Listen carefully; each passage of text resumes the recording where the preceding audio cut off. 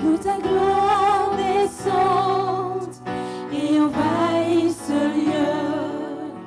Que ta voix résonne pour la liberté. Que les cieux s'ouvrent et que vienne ta pluie. Oh Jésus, nous voulons ton règne.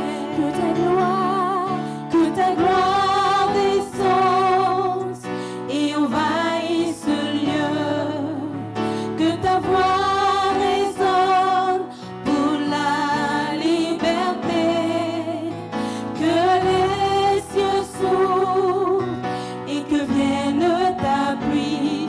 Oh Jésus, nous voulons ton règne. Que ta gloire descende et envahisse ce lieu. Que ta voix résonne pour la liberté. Que les cieux s'ouvrent et que vienne ta pluie. Oh Jésus, nous voulons ton règne. Que ta gloire descende et envahisse ce lieu. Que ta voix résonne pour la liberté. Que les cieux s'ouvrent et que vienne ta pluie. Oh Jésus, nous voulons ton règne. Que ta gloire descende et envahisse ce lieu. Que ta voix résonne pour la liberté. Que les cieux s'ouvrent et que vienne ta pluie. Oh Jésus, nous voulons ton règne, Jésus, nous voulons ton règne. Seigneur, inonde ce lieu de ta présence, car nous avons besoin de toi. Nous avons besoin de toi maintenant, pas demain, mais maintenant, Seigneur. Alléluia.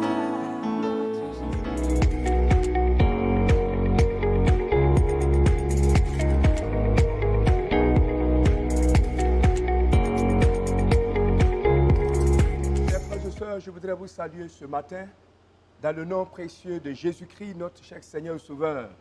Que le Seigneur vous bénisse abondamment et abondamment, vous qui nous suivez ce matin. Alors, sans plus tarder, nous allons prendre nos Bibles dans Ésaïe, le chapitre 6, versets 1 à 8.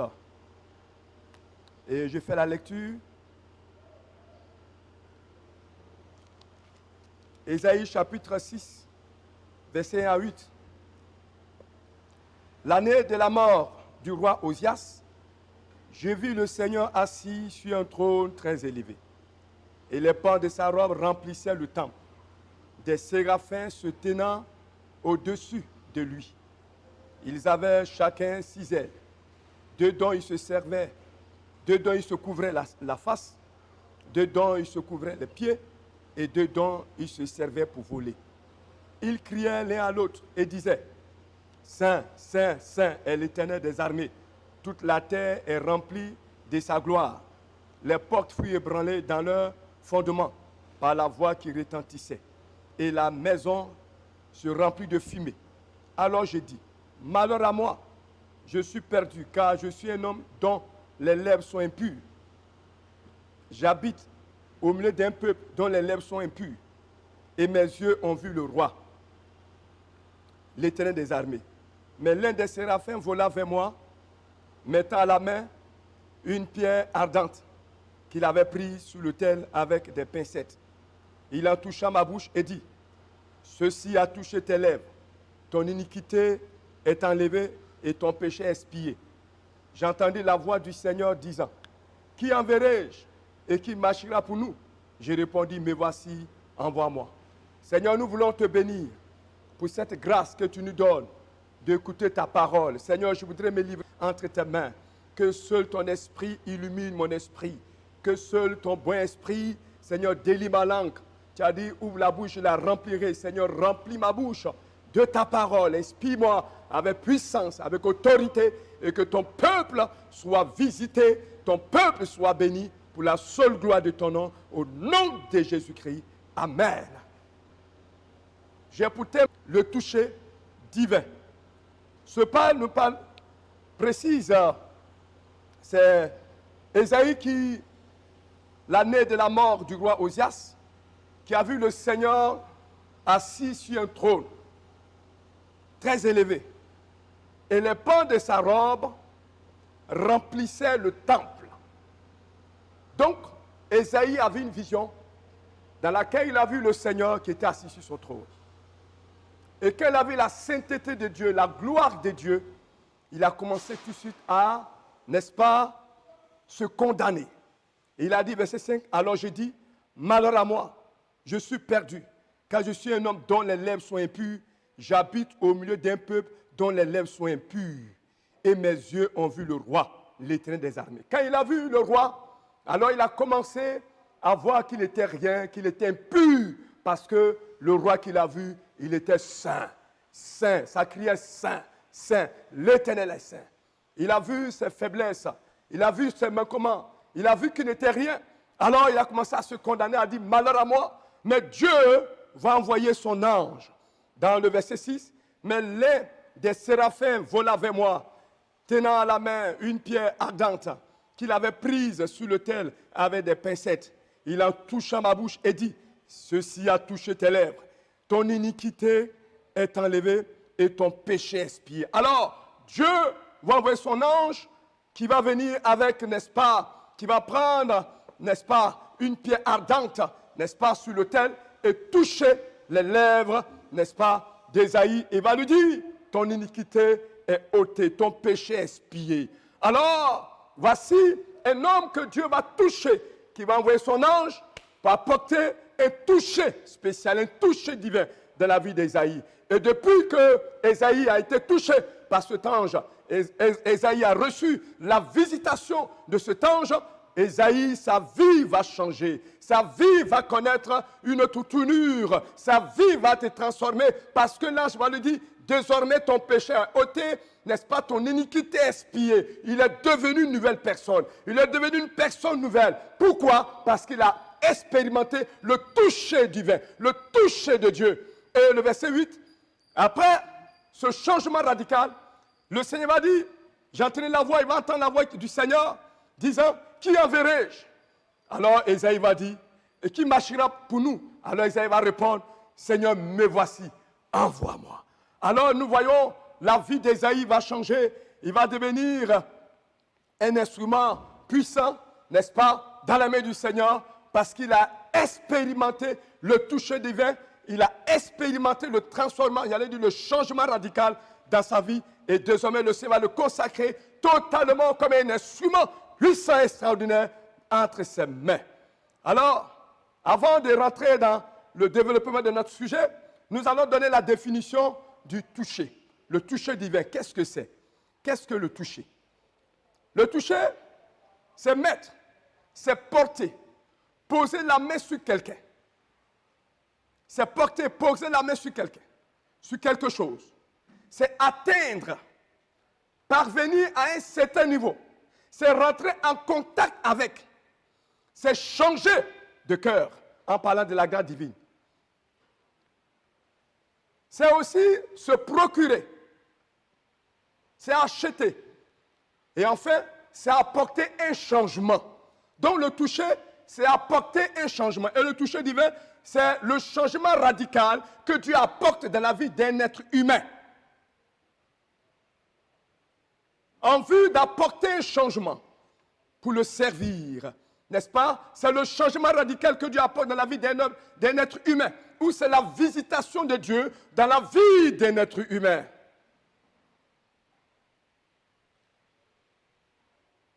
En vue de l'utiliser pour sa gloire dans un domaine bien précis. Aujourd'hui, beaucoup de serviteurs de Dieu ou beaucoup de chrétiens, beaucoup de personnes n'ont pas expérimenté ce toucher-là, ce toucher divin, c'est-à-dire ce changement radical de la part de Dieu. Et beaucoup de personnes qui servent Dieu se disent chrétiens ou chrétiennes, se disent prophètes, qui se disent pasteurs, évangélistes, etc., mais qui n'ont pas encore expérimenté le toucher divin. Et ils sont cause de blasphème. Ils sont cause de blasphème. Et à cause de leur vie, le nom de Dieu est blasphémé, calomnié, méprisé. De ce Dieu pour leur ventre. Parce qu'ils ne sont pas transformés. Parce que leur vie n'a pas été transformée. Leur vie n'a pas connu le toucher de la part de l'Éternel. C'est pourquoi dans Philippiens chapitre 3, verset 17 à 21, il dit « Soyez tous mes imitateurs, frères, et portez les regards sur ceux qui marchent selon le modèle que vous avez en nous. Car il y en a plusieurs qui marchent en ennemis de la croix de Christ. Je vous en ai souvent parlé, et j'en parle maintenant encore en pleurant. Leur fin sera la perdition. Ils ont pour Dieu le ventre. Ils mettent leur gloire dans ce qui fait leur honte. Ils ne pensent qu'aux choses de la terre. Mais nous, notre cité à nous, est dans les cieux. D'où nous attendons aussi comme sauveur le Seigneur Jésus-Christ, qui transformera le corps de notre humiliation en le rendant semblable au corps de sa gloire par le pouvoir qu'il a de s'assujettir toutes choses. Donc, servent Dieu dans le péché. Ils servent Dieu dans le péché, dans l'adultère, dans l'impudicité, dans la l'escroquerie, dans le mensonge, dans le viol, dans la violence, dans toutes sortes de péchés. Parce qu'ils n'ont pas expérimenté ce toucher que Isaïe a expérimenté. Parce qu'ils n'ont pas été transformés radicalement. Et ils vivent dans les œuvres de la chair. Et il y en a aussi, puisqu'ils n'ont pas expérimenté, ce sont des faux chrétiens, des faux serviteurs, des faux apôtres, qu'on peut le lire dans 2 Corinthiens 11, 13 à 15. Il dit, ces hommes-là sont de faux apôtres, des ouvriers trompeurs, déguisés en apôtres de Christ. Et cela n'est pas étonnant, puisque Satan lui-même se déguise en ange de lumière. Il n'est donc pas étrange que ces ministres aussi se déguisent en ministres de justice. Leur fin sera selon leurs œuvres. Voici des personnes qui n'ont pas expérimenté le toucher divin et qui servent Dieu, n'est-ce pas, comme ils veulent, comme ils pensent. Ils servent Dieu, pas comme Dieu le veut, parce que leur vie n'a pas été transformée. Nous allons voir les avantages du toucher divin. Les avantages de celui qui a été touché, transformé, ou les avantages du toucher divin. Premier avantage, celui qui est né de, celui qui a été touché par le Seigneur, ou celui qui a expérimenté le toucher divin, c'est celui, n'est-ce pas, qui est né de nouveau. Comme cet homme, quand le Seigneur l'a touché, il dit, ton péché a été ôté, ton iniquité a été expiée. Alors désormais, Ésaïe devient une personne nouvelle. Donc celui qui a expérimenté ce toucher-là, c'est celui qui est né de nouveau. C'est celui qui est transformé, métamorphosé. Celui qui a connu, n'est-ce pas, la véritable nouvelle naissance, qui est régénéré, transformé. Oui, dans Galates chapitre 2, verset 20, la Bible dit, j'ai été crucifié avec Christ. Et si je vis, ce n'est plus moi qui vis, c'est Christ qui vit en moi. Si je vis maintenant dans la foi, dans la chair, je vis dans la foi au Fils de Dieu qui m'a aimé et qui s'est livré lui-même pour moi. Et dans 2 Corinthiens 5, 17, si quelqu'un est en Christ, il est une nouvelle créature. Les choses anciennes sont passées, voici toutes choses sont devenues nouvelles. Alors quand quelqu'un est en Christ, quand quelqu'un a expérimenté ce toucher-là, alors cette personne est transformée, cette personne est née de nouveau, cette personne est métamorphosée. Et ce n'est plus elle qui vit, mais c'est Christ qui vit en elle. Oui, l'apôtre Paul l'a expérimenté dans Actes, le chapitre 9. Il a été touché par Jésus-Christ sur la rue de Damas. Il a expérimenté ce toucher divin-là. Alors, cet homme a été transformé, sa vie a été changée. C'est pourquoi il pouvait dire, n'est-ce pas, dans Philippiens chapitre 3, verset 4 à 9, l'apôtre Paul a dit, il a été transformé, et je fais cette lecture, Philippiens chapitre 3, verset 4 à 9. Je fais cette lecture. Il a dit, moi aussi, cependant, j'aurais sujet de mettre ma confiance à la chair. Si quelqu'un croit pouvoir se confier à la chair, je le puis bien davantage. Moi, circoncis le 8e jour, de la race d'Israël, de la tribu de Benjamin, hébreu, né hébreu. quant à la loi, pharisien. Quant aux zèles, persécuteurs de l'Église, irréprochables à l'égard de la justice de la loi. Mais ces choses qui étaient pour moi des gains, je les ai regardées comme une perte à cause de Christ. Et même je regarde toutes choses comme une perte à cause de l'excellence de la connaissance de Jésus-Christ mon Seigneur, pour lequel j'ai renoncé à tout. Je les regarde comme de la boue, afin de gagner Christ et d'être trouvé en lui, non avec ma justice, celle qui vient de la loi, mais avec celle qui s'obtient par la foi en Christ, la justice qui vient de Dieu par la foi. Voilà un homme qui a été transformé, qui a connu ce toucher-là. Et il dit, il voit toutes choses comme de la boue. Ces choses qui étaient pour lui, lui qui était persécuteur, qui était violent, il voit toutes choses comme de la boue, comme la poussière à cause de Christ, parce qu'il a été transformé. Il a été touché par le Seigneur. Sa vie a été transformée. Bien aimé, quand le Seigneur nous touche, quand nous expérimentons ce toucher de la part de Dieu, notre vie change. Notre vie change radicalement. On devient une personne nouvelle. Comme Paul. On devient comme Paul. Nous pouvons lire aussi dans 1 Timothée chapitre 1, verset 12. Il dit, je rends grâce à celui qui m'a fortifié, à Jésus-Christ notre Seigneur, de ce qu'il m'a jugé fidèle, en m'établissant dans le ministère. Moi qui étais auparavant un blasphémateur, un persécuteur, un homme violent, mais j'ai obtenu miséricorde parce que j'agissais par ignorance dans l'incrédulité. Et la grâce de notre Seigneur a surabondé avec la foi et la charité qui est en Jésus-Christ. C'est une parole certaine et entièrement digne d'être reçue, que Jésus-Christ est venu dans le monde pour sauver les pécheurs, dont je suis le premier. Mais j'ai obtenu miséricorde afin que Jésus-Christ fît voir en moi le premier toute sa longanimité, pour que je servisse d'exemple à ceux qui croiraient en lui pour la vie éternelle. Alléluia. Lui qui était blasphémateur, il est devenu un instrument entre les mains du Seigneur.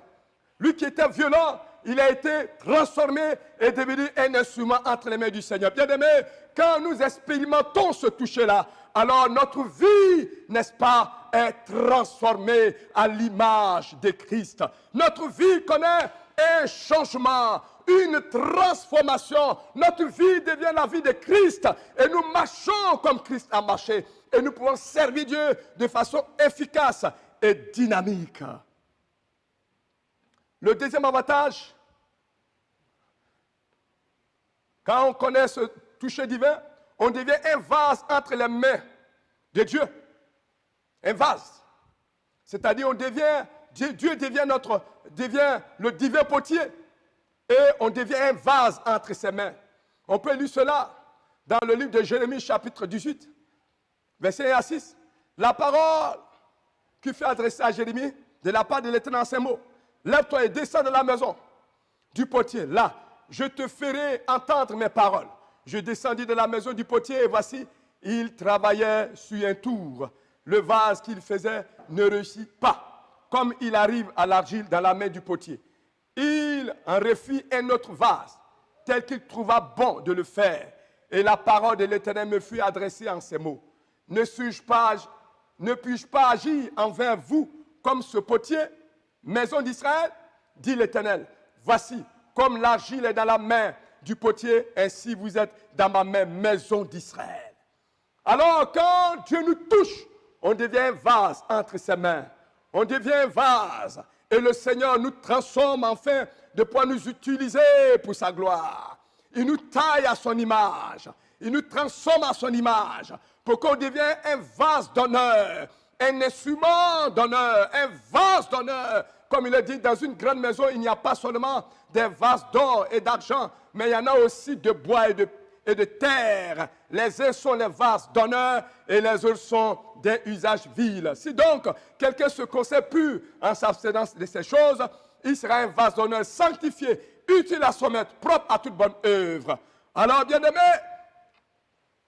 quand le Seigneur nous touche, on devient un vase entre ses mains, il nous transforme et il fait de nous des vases d'honneur dans ce monde, des vases d'honneur dans ce monde pour porter sa parole, pour porter sa gloire, pour porter sa bénédiction. On devient des vases d'honneur, pour être, n'est-ce pas, des instruments entre les mains de Dieu, pour le servir, pour faire sa volonté, pour montrer sa bonté, pour montrer sa puissance et sa fidélité.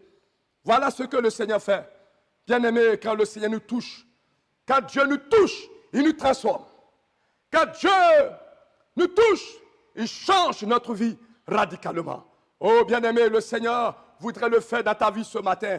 Le Seigneur voudrait apporter ce toucher divin dans ta vie. Le Seigneur veut transformer ta vie pour que tu deviennes un vase d'honneur sur cette terre, bien-aimé. Un vase d'honneur entre les mains du Seigneur, utile à Dieu, utile pour faire avancer, n'est-ce pas, son royaume, utile, n'est-ce pas, pour glorifier le Seigneur, le roi des rois.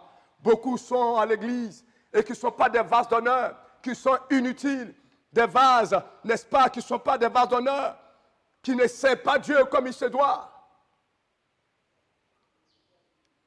Qui ne servent pas Dieu dans la vérité, dans la sainteté, qui ne servent pas Dieu comme Dieu le veut. Et il traîne, et il vacille. Oh, le Seigneur voudrait que tu sois un vase d'honneur. C'est pourquoi il va te toucher pour changer ta vie. Il va te visiter pour transformer ta vie, pour que tu deviennes un vase d'honneur. Qualifié, utile pour le servir. Alléluia. Le troisième avantage du toucher divin, le toucher divin nous permet de rentrer dans notre destinée prophétique. Car chaque chrétien a une destinée prophétique et glorieuse. Mais il faut le toucher de la part de Dieu. Il faut le changement, la visitation de Dieu dans nos vies, afin de rentrer dans nos destinées prophétiques. Le Seigneur dit, car je connais les projets que j'ai formés sur vous, dit l'Éternel, projets de paix et non de malheur, afin de vous donner un avenir et de l'espérance. Le Seigneur a un projet pour tous ses enfants.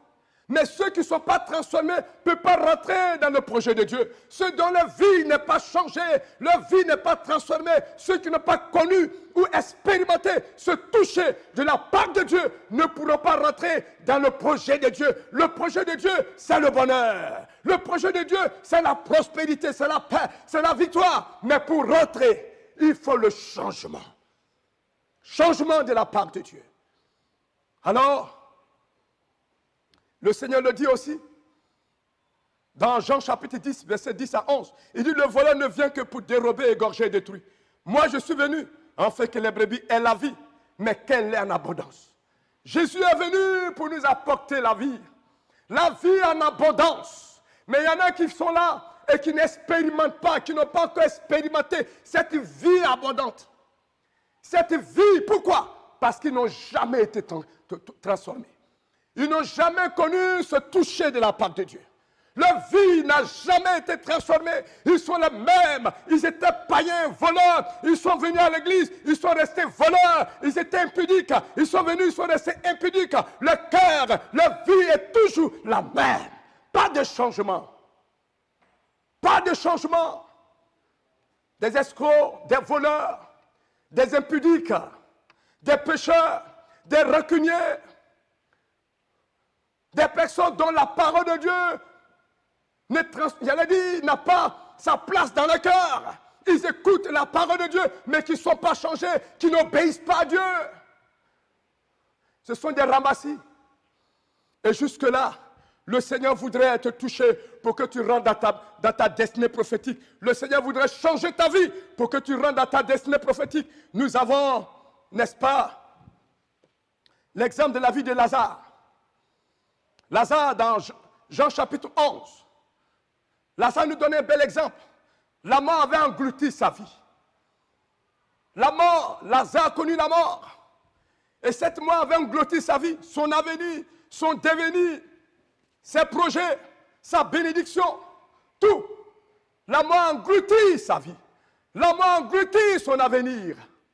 La mort a englouti, n'est-ce pas, son devenir. La mort a englouti tous ses projets. Parce qu'il était mort, il a connu la mort. Mais, quand le Seigneur est venu, Dieu, Jésus-Christ, va le ressusciter. Quand il était mort, mais le Seigneur Jésus-Christ, qui est venu, il a ressuscité Lazare d'entre les morts. Lazare ressuscité, Et il a dit, déliez-le et laissez-le aller. C'est-à-dire, le projet de mort des ténèbres a été englouti, n'est-ce pas? A été, englouti.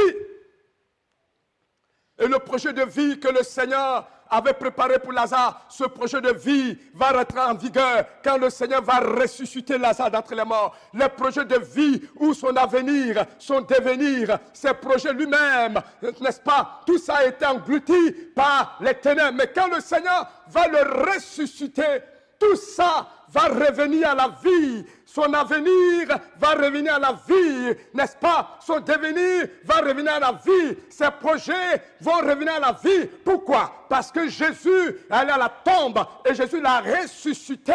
Bien-aimé, quand le Seigneur rentre en contact avec nous, quand le Seigneur nous touche, n'est-ce pas? Par sa puissance, par son esprit, quelque chose se passe.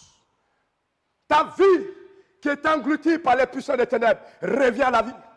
Ton avenir qui est englouti, revient à la vie. Tes projets reviennent à la vie. Même si les gens avaient dit que tu n'allais jamais réussir, même si ton avenir était hypothéqué par les sorciers, par les démons, par les puissants des ténèbres, par le toucher divin, le Seigneur ramène ce qui était mort. Le Seigneur ramène ton bonheur. Le Seigneur ramène, n'est-ce pas, tes projets. Le Seigneur ramène ton avenir. Le Seigneur ramène ta destinée. Le Seigneur ramène et ressuscite tout ce qui est mort parce qu'il a le dernier mot. C'est le Seigneur qui a le dernier mot. C'est pourquoi il a dit, je connais les projets. Dieu a un projet de paix. Dieu a un projet de vie pour toi. Quel que soit ce que les hommes peuvent dire. Les hommes peuvent prophétiser le malheur, la destruction, la mort. Mais c'est le Seigneur Jésus qui a le dernier mot. Quand le Seigneur rentre en contact avec toi et que tu expérimentes ce toucher-là, tout ce qui est mort revient à la vie. Là où les gens disaient que tu n'allais jamais réussir, oh bien-aimé, tu seras la tête et non la queue parce que le Seigneur va te ressusciter tout ce qui t'a été volé. Dieu va te, restituer tout ce qui t'a été volé parce que tu es rentré en contact avec lui. Parce que tu as expérimenté le toucher divin. Deuxième exemple, ça dans le livre de Marc chapitre 5. L'exemple du fou de Gadara. Sa vie aussi a été engloutie par des démons, des esprits mauvais, au point qu'il était nu. Le fou de Gadara, celui que Dieu a créé à son image, l'image de Dieu. Voici cet homme a été possédé par des démons, par des légions de démons. Et la Bible déclare qu'il était nu et qu'il avait sa demeure dans les sépulcres, dans les cimetières. Il était enchaîné, lié par des chaînes et ne pouvait pas s'en défaire. Il était sans avenir et sans devenir, sans espérance, sans espoir. Il était maltraité, méprisé par des démons, assujetti, manipulé par des démons. Il n'avait pas de volonté, il n'avait pas d'avenir. Sa vie était engloutie, clouée, détruite par des puissants des ténèbres. Un homme que Dieu a créé à son image, qui est censé réussir, est devenu esclave des démons, prisonnier des démons. Peut-être que toi aussi, tu es esclave des démons, prisonnier de la malédiction, de l'échec, de la pauvreté, prisonnier de la maladie, prisonnier des puissants des ténèbres, prisonnier, n'est-ce pas, de toutes sortes de blocages. Ta vie tourne en rond, tu n'avances pas, tu ne peux pas évoluer, tu es toujours au même niveau, au même stade. Le Seigneur veut te toucher ce soir. Jésus veut te toucher. Jésus veut t'apporter une délivrance totale et définitive. Jésus veut te dépouiller de ces œuvres des ténèbres qui t'empêchent d'avancer. Nous voyons, toujours dans le même passage, le fou de Gadara, qui était effectivement esclave. Mais quand il va expérimenter le toucher divin, quand Jésus va faire un mouvement dynamique vers lui, le Seigneur va le toucher par sa puissance. Et la Bible déclare, cet homme a été délivré. Il a été délivré totalement, entièrement. Cependant, à Gadara, personne ne pouvait le délivrer. À Gadara même, n'est-ce pas, les autorités ne pouvaient pas le délivrer. Aucun homme, aucun magicien, même sa famille était impuissante devant le fou de Gadara. Ses frères, ses parents étaient impuissants devant le fou de Gadara, mais il a fallu le toucher divin pour que ce fou soit transformé, soit libéré. Je t'annonce que Jésus est capable de changer ta situation. Jésus est capable de te donner un avenir glorieux, un avenir meilleur. Jésus est capable de changer ta destinée. Jésus-Christ est capable de t'envoyer dans une destinée glorieuse, car il a dit, tout pouvoir m'a été donné dans le ciel et sur la terre. Tout pouvoir a été donné à Jésus. Il a le pouvoir de changer ta vie. Il a le pouvoir de transformer ta vie. Il a le pouvoir de donner un sens. Il a le pouvoir de te donner la vie éternelle, le bonheur, la prospérité. Il a le pouvoir de briser toutes ces chaînes, tous ces liens qui t'empêchent d'avancer. Il a reçu le pouvoir. Il a reçu le pouvoir. Alors, quand cet homme a été délivré, il a dit qu'il était assis au pied de Jésus, vêtu, et était dans son bon sens. Et la Bible déclare que cet homme s'en alla et se mit à publier dans la Décapole, c'est-à-dire dans 10 villes, tout ce que Jésus avait fait pour lui. Et tous furent dans l'étonnement. Et si cet homme a changé de vie, d'identité, de position, de statut, il est devenu un évangéliste puissant. Il a devenu un véritable potentiel de guérison, de délivrance, une source de bénédiction pour plusieurs. Et il est rentré dans sa destinée. C'est-à-dire sa destinée, c'est que cet homme devient serviteur de Dieu. Sa destinée, il était fou, mais la destinée de Dieu pour lui, c'était qu'il devienne un évangéliste, une source de bénédiction, une source, n'est-ce pas, de délivrance, de guérison. Mais le diable l'avait assujetti dans une prison. Peut-être que toi aussi tu m'écoutes. Les démons, les puissants de ténèbres, t'ont assujetti, t'ont mis dans une prison au point que tu tournes en rond. Bien-aimé, le Seigneur a préparé une destinée. Et cette destinée, que tu sois prospère, que tu sois béni, que tu puisses aller de gloire en gloire et que tu puisses rentrer dans ton succès, dans ta destinée prophétique. Jésus veut t'apporter cela. Seulement, si tu acceptes le toucher divin. Il est parlé de Bartimée. Bartimée aussi, c'était un mendiant. Plusieurs sont mendiants aujourd'hui. Plusieurs sont mendiants. Ils mendient leur vie. Ils mendient leur pain. Ils sont toujours au-dessous des autres. Mais quand ce mendiant a rencontré Jésus, il a rencontré le toucher, expérimenté le toucher, ce mendiant a été transformé. La Bible déclare qu'il a jeté son manteau et sa vie a été transformée. Le Seigneur veut changer ta vie, alléluia. Le Seigneur veut que tu rentres dans ta destinée et il est le seul capable. Pendant que tu m'entends, pendant que tu m'écoutes, la puissance de Dieu descend sur toi. L'onction de Dieu descend sur toi pour te délivrer, pour te dépouiller des œuvres des ténèbres. Parce que Jésus veut te toucher. Il a vu tes pleurs, il a vu ta souffrance, il a vu ta douleur. Il est le seul capable de te changer. Pendant que je parle, ouvre ton cœur, saisis Jésus. Il est capable de te délivrer. Saisis, il a tout accompli à la croix pour toi. Et il veut le faire maintenant. Il veut le faire maintenant. Le Seigneur, il est le capable de le faire. Le dernier exemple que je vais donner ici, c'est l'exemple de David, dans 1 Samuel chapitre 16. David était un berger dans le désert et oublié par les hommes. David était dans le désert avec les brebis de son père. Oublié par son père, oublié par les hommes. Et dans le désert seul avec les animaux. Mais cet homme a été transformé parce que Dieu l'a touché. Il a envoyé son serviteur pour le oindre, pour le toucher, pour le visiter. Et la vie de David a été transformée. Le roi, il est devenu berger du peuple d'Israël. Après le toucher divin, le roi du peuple d'Israël. Et aussi, il est devenu l'homme selon le cœur de Dieu. Alléluia. Après ce toucher, il est passé, n'est-ce pas, de la bassesse en hauteur. Quand le Seigneur nous touche, quand le Seigneur nous transforme, quand le Seigneur nous touche, bien-aimés, on n'est plus la même personne. On est transformé.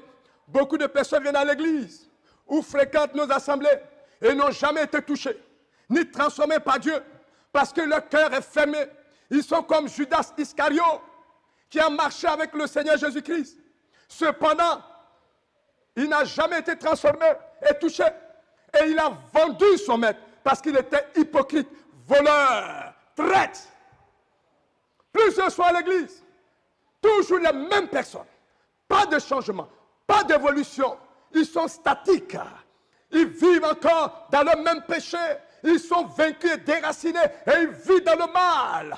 Leur vie n'a jamais connu une transformation, une évolution. Comme Iscariote, il a marché avec Jésus. Comment quelqu'un peut marcher avec Jésus et rester la même personne? C'est parce qu'il n'a pas connu le toucher divin. Beaucoup viennent à l'église, ils ont des responsabilités à l'église, qui occupent des postes, mais le cœur n'a jamais été transformé. Le cœur n'a jamais été changé. Et ils vont en enfer avec le même cœur. Cependant, la parole de Dieu est prêchée, le message est passé, mais demain le même. Ce soir, ce matin, Jésus t'interpelle. Il veut changer ta vie. Regarde ta vie avec ce cœur. Tu ne peux pas aller au ciel. Avec ce cœur, tu ne peux pas rentrer dans le royaume de Dieu. Judas, il faisait semblant. Mais pour finir, il a été dévoilé. Le Seigneur veut te toucher ce matin. Le Seigneur veut que tu expérimentes le toucher, que tu ouvres ton cœur, que tu réalises comme Ésaïe que tu es pécheur, que tu réalises que tu vis dans le péché et que tu te confesses et que tu reviennes au Seigneur. Alors, tu verras un grand changement. Tu verras un grand changement et tu seras un instrument puissant, un instrument vivant entre les mains du Seigneur. Tu seras véritablement un instrument transformé. Oh, quand le Seigneur nous transforme, quand le Seigneur nous touche, il nous prend dans le péché et il nous transforme. Et nous rend saints pour sa gloire. Quand le Seigneur nous touche, quand on expérimente le toucher divin, il nous prend dans les ténèbres et nous transporte dans son admirable lumière. Quand le Seigneur nous touche, il nous prend dans la bassesse et il nous envoie dans les hauteurs. Dans l'humiliation, il nous envoie dans l'élévation. De la malédiction, il nous envoie à la bénédiction.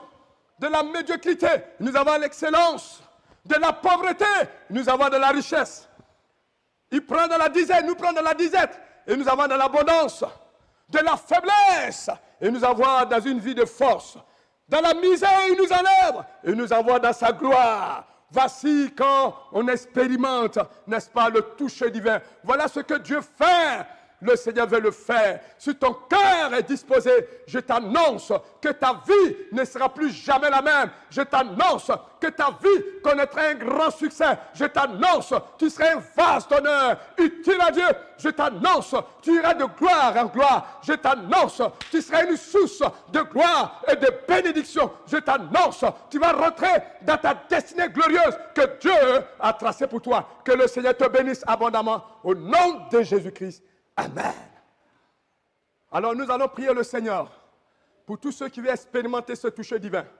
Pendant que je serai en train de prier, mets ta foi à la parole et l'Esprit de Dieu viendra sur toi.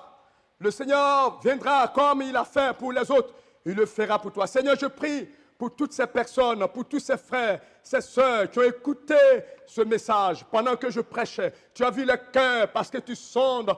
Tu éprouves les cœurs, tu sondes les reins. Tu as vu les cœurs. Pendant que je prie, je te demande, Dieu le Père, que ton esprit saisisse ces vies. Ton esprit change, transforme, que tu pardonnes leur péché, leur iniquité et qu'ils réalisent qu'ils sont des pécheurs. En fait que Dieu, tu fasses une œuvre de régénération, une œuvre de conversion, une œuvre de transformation, une œuvre divine, en fait que leur vie soit transformée pour que ces frères, ces sœurs, ces personnes soient des vases, des donneurs, des instruments utiles entre tes mains pour rentrer dans les destinées et pour faire avancer ta gloire. Bénis-les au nom de Jésus-Christ. Amen.